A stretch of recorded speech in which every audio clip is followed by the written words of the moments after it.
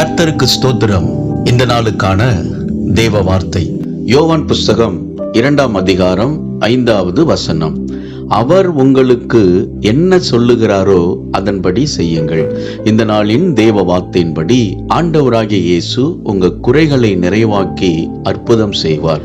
கானாவூர் திருமணத்தில் திராட்சரசம் குறைவுபட்ட பொழுது ஆண்டவராகிய இயேசுவின் தாயாகிய மரியாள் வேலைக்காரரை நோக்கி, ஆண்டவராகிய இயேசு என்ன சொல்லுகிறாரோ அதன்படி செய் என்று அவர்கள் கட்டளையிட்டார்கள்.